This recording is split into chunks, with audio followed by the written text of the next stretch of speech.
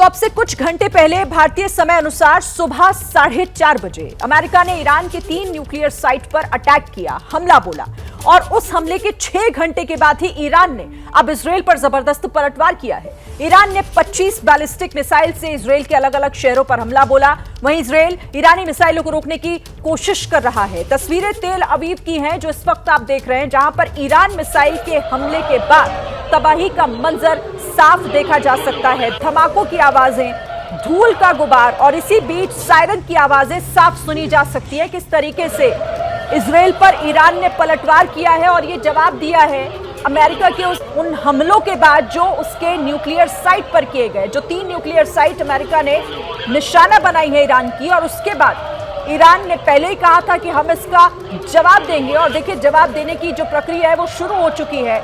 Israel में इस वक्त चारों तरफ अफरा तफरी है, क्योंकि 1 या 2 नहीं बल्कि कई शहरों को निशाना इन बैलिस्टिक मिसाइलों के जरिए ईरान ने बनाया है। 25 बैलिस्टिक मिसाइल जो भेजी ईरान ने तबाही मचाने के लिए इजरायल में।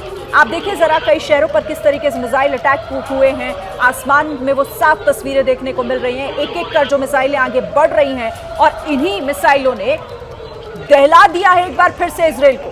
अब जो तस्वीरें आ रही हैं वो हम आपको दिखा रहे हैं, कुछ और तस्वीरें जहां पर नुकसान किस स्तर पर हुआ है आप समझिए। वहां पर एक बिल्डिंग जो पूरी तरीके से खंडहर में तब्दील होती हुई दिखाई दे रही है। कुछ लोगों को भी वहां पर घायल अवस्था में देखा जा रहा है, जिन्हें वहां से निकाला जा रहा है। दूसरी तरफ इजरायल कोशिश ये भी कर रहा है कि ये जो ईरान की तरफ से मिसाइलें आ रही हैं इन्हें रोका जाए, इन्हें हमले से पहले ही रोक दिया जाए। इंटरसेप्ट करने का प्रयास इजरायल की तरफ से, लेकिन फिलहाल तो वो नाकाम होता दिख रहा है, क्योंकि तस्वीरें तबाही की, बर्बादी की सामने आ रही। ईरान के हमले का ये सबसे नया वीडियो है जिसमें खंडहर में तब्दील होती हुई ये इमारतें, जो ऊंची ऊंची बिल्डिंग्स ईरान के मिसाइल अटैक का निशाना बनी है। और उसके बाद वहां पर देखिए मलबा चारों तरफ, धूल, धुएं का गुबार चारों तरफ दिख रहा है। कुछ लोग जो इस बिल्डिंग में रहे होंगे, उसके आसपास रहे होंगे, वो इस हमले की जद में आ गए हैं। उन्हें वहां से निकालने की कोशिश की जा रही है क्योंकि वो भी जख्मी हो गए हैं। तो ये सबसे नया वीडियो है इस वक्त का, जो ईरान के हमले में इजरायल किस तरीके से दहल गया है ये बताता है।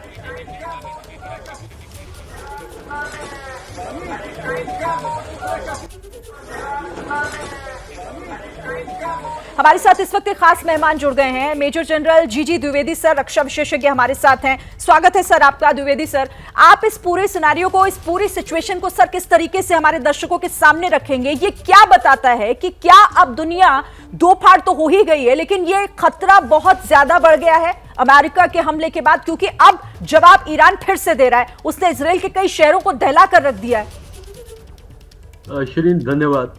देखिए, आज 10वां दिन है ये ऑपरेशन राइजिंग लाइन का, और इस 10 दिन में बहुत कुछ हुआ है।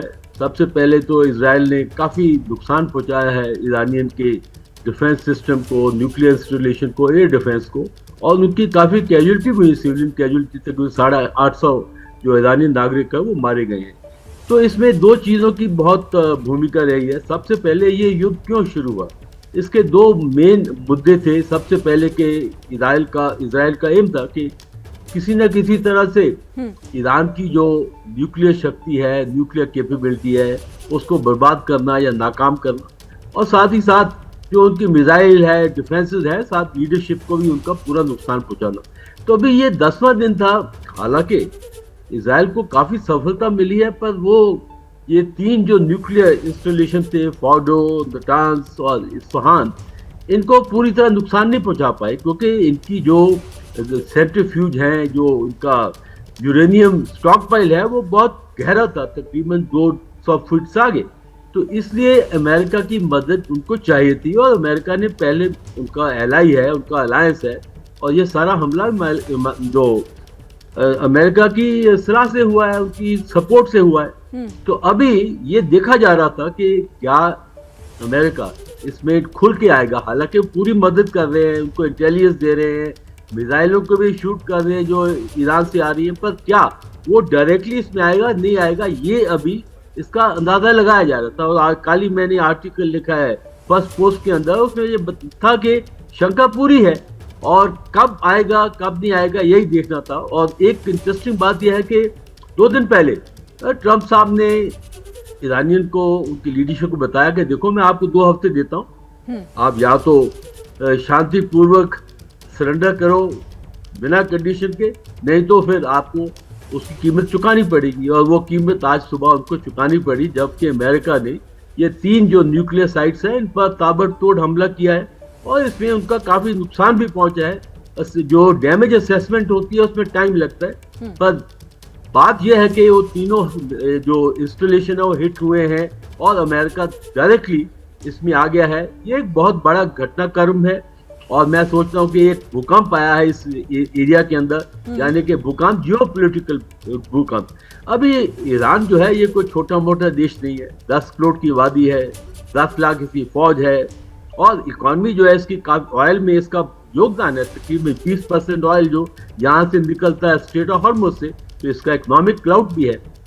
तो कहने का मतलब है, जो आप बता रहे थे, तस्वीर दिखा रहे हैं कि अभी ईरान ने भी पलटवार किया है, वो करता जा रहा है। ये नहीं है कि वो किसी तरह रुका है। उसके पास तकरीबन 3000 मिसाइलों का एक आर्सेनल है उसके पास, जिसमें वो काफी घातक मिसाइल हैं, फतेह मिसाइल हैं, सर, लेकिन ये जो सर यहाँ जो अमेरिका ने ये अटैक किया उसके बाद ट्रम्प भी कहीं ना कहीं ये मानकर चल रहे थे कि अब शायद संभल जाएगा ईरान, अब शायद किसी तरीके का अटैक या रिटेलिएट नहीं करेगा। और नेतन्याहू धन्यवाद अमेरिका को दे रहे थे और वो एक राहत की सांस ले रहे थे, क्योंकि बीते कुछ दिनों हमने देखा कि ईरान की बैलिस्टिक मिसाइलें, उसके ड्रोन अटैक से नुकसान कितने बड़े लेवल पर इजराइल को हुआ, पर ना तो वो रुका ना वो थमा, जैसा वो पहले ही कह रहा था कि अब इसका जवाब दिया जाएगा।